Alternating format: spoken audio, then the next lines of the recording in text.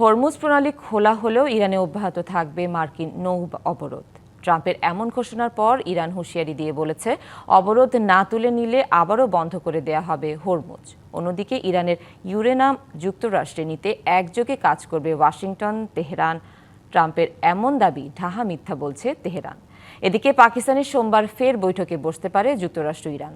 বুধবারের মধ্যে চুক্তি না করলে ইরানে আবারও হামলা শুরুর হুমকি দিয়েছেন ট্রাম্প। শুক্রবার ইসরায়েল লেবাননের মধ্যে 10 দিনের যুদ্ধবিরতি চুক্তি হয়েছে। এই যুদ্ধবিরতিকে সম্মান জানিয়ে বাণিজ্যিক জাহাজগুলোর জন্য হরমুজ প্রণালী সম্পূর্ণ খুলে দেয় ইরান।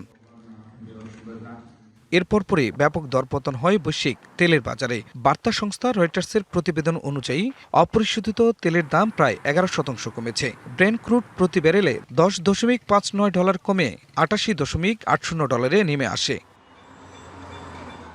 তবে ইরানের বন্দরে যুক্তরাষ্ট্রের অবরোধ অব্যাহত থাকবে বলে জানিয়েছেন মার্কিন প্রেসিডেন্ট ডোনাল্ড ট্রাম্প।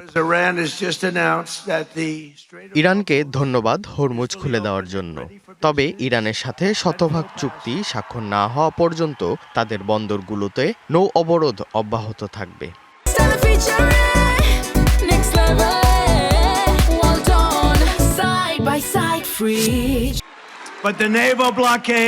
ইরানের ইউরেনিয়াম উদ্ধার করে যুক্তরাষ্ট্রে নিয়ে যেতে তেহরানের সঙ্গে ওয়াশিংটন একযোগে কাজ করবে বলেও জানান ডোনাল্ড ট্রাম্প।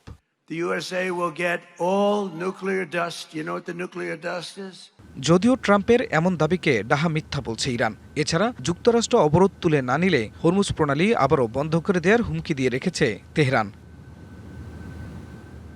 এদিকে ইরানি কর্মকর্তাদের বরাতে মার্কিন সংবাদ মাধ্যম সিএনএন বলছে, সোমবার দ্বিতীয় দফায় আলোচনায় বসবে যুক্তরাষ্ট্র ও ইরানের প্রতিনিধিরা। রবিবার পাকিস্তানের ইসলামাবাদে যেতে পারেন আলোচনাকারীরা।